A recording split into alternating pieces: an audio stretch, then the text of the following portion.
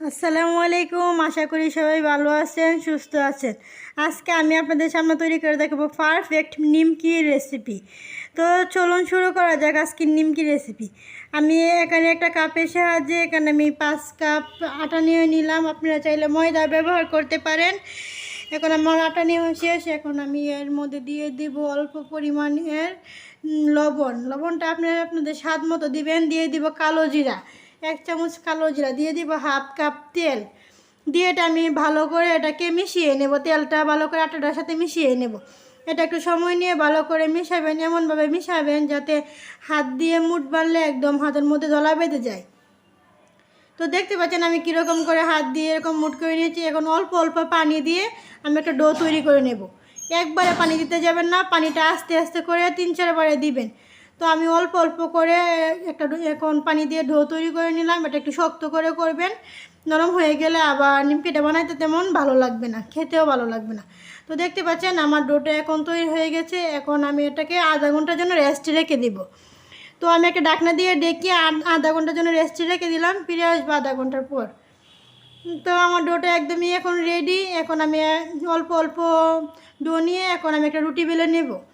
আমি পাতলা করে রুটিটা বেলবো, এত মোটা করে বেলবো না। তো আমি অল্প একটু ডো নিয়ে দেখতে পাচ্ছেন আমি এরকম করে একটা রুটি বেলে নেব। এর মধ্যে দিয়ে দেবো অল্প একটু আটা দিলে নিচ দিয়ে লেগে যাবে না, রুটিটা সুন্দর করে বেলা হয়ে যাবে।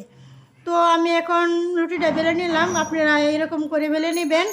তো আমি বেশি মোটাও করিনি, একদম একেবারে পাতলাও করিনি। দেখতে পাচ্ছেন আমি কীরকম করেছি, আপনারা সেম এইভাবে করার চেষ্টা করবেন। তো এখন আমি একটা ছুরির সাহায্যে আমি এটাকে কেটে নেব।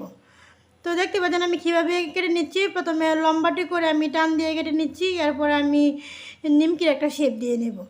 এরপর আমি আড়াআড়ি করে হালকা আড়াআড়ি করে এটাকে আবারও কেটে নিলাম। তো আমি সবগুলো নিমকি একই প্রসেসে বানিয়ে নেব। আপনারা সেমভাবে বানিয়ে নেবেন। আপনারা যদি চান তাহলে এখানে মিষ্টি নিমকিটা বানাতে পারেন। মিষ্টি নিমকিটা বানালে ডিম এবং চিনি অ্যাড করতে হবে। তো দেখতে পাচ্ছেন আমি আর একটা নিমকি বানিয়ে দেখিয়ে দিচ্ছি আপনাদের সামনে, আপনাদের সুবিধার্থে। তো দেখতে পাচ্ছেন আমার নিমকিগুলো আমি কীভাবে বানিয়ে নিচ্ছি, আপনারা সেমভাবে বানিয়ে নেবেন সবগুলো নিমকি। তো আমার সবগুলো নিমকি বানিয়ে নেওয়া হয়ে গেছে। এখন আমি চলে যাব নিমকিগুলো ভাজার জন্য। তো একদিকে আমি কড়াইটা গরম করে নিয়েছি, দিয়ে দিলাম পর্যাপ্ত পরিমাণ তেল। তেলটা যখন ভালো হয়ে গরম হয়ে যাবে তখন অল্প অল্প করে নিমকিগুলো দিয়ে দিবেন। অল্প করে দিবেন কারণ নিমকিগুলো ফুলে ডবল হয়ে যাবে। তো দেখতে পাচ্ছেন আমার নিমকিগুলো ফুলে অনেকটা ডবল হয়ে গেছে। এখন আপনারা এভাবে একটু সাবধানে এটাকে নাড়াচাড়া করে এটাকে কড়া করে ভেজে নেবেন। এটাকে একটু সাবধানে করবেন, না হয় এটা পুড়ে যাবে। একটু ভালো করে নাড়াচাড়া দিয়ে এটাকে ভেজে নেবেন, না হয় এক সাইড হবে এক সাইড হবে না। এখন আমি তেলটা জড়িয়ে এটা নামিয়ে নিব। তো আমি এখন সবগুলো নিমকি এভাবে ভেজে নেব।